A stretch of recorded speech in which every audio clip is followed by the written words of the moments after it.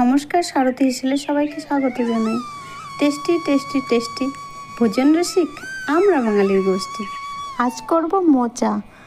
মোচা আমাদের একটি জনপ্রিয় সবজি, অথচ ইউপি লোকেরা জানেই না এটা খেতে হয়।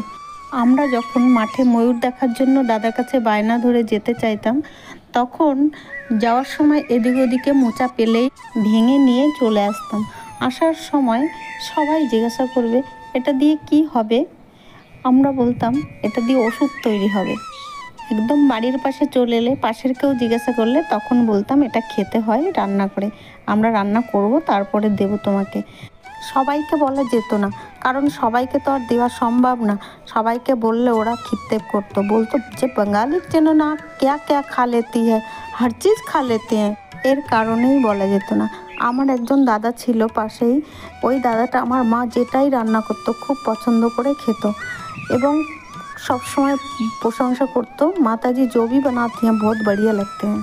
তো যাই হোক, দেখো আমার মোচা ছাড়ানো হয়ে গেছে। চিংড়িগুলো বেছে ভেজে নিয়েছি। এবার আমি কিছুটা আলু দিয়ে কষিয়ে নেব, খানিক সময় লাল লাল করে একটু ভেজে নেব। তারপরে জিরে, আদা, রসুন দিয়ে একটা মশলা করেছি, লবণ হলুদ পরিমাণ মতন দিয়ে এবার একটু নাড়াচাড়া করে নিয়ে তারপরে মোচাটা দিয়ে দিলাম। 1 থেকে 1.5 মিনিট মতন কষাতে থাকতে হবে। তারপরে এবার চিংড়িগুলো দিয়ে আর খানিক সময় একটু নাড়াচাড়া করব। নাড়াচাড়া করতে থাকলে কি হয়, এটা মিশবে ভালো।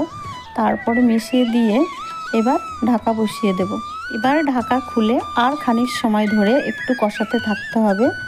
আলুটা মজে গেছে, হয়ে গেছে। এবার ওটাকে নামিয়ে নিলাম। আমি অবশ্য মাছ খাই না, আজকে খেতেও পারবো না। আজকের ভিডিও এই পর্যন্ত। ভিডিওটি শেষ পর্যন্ত দেখার জন্য ধন্যবাদ।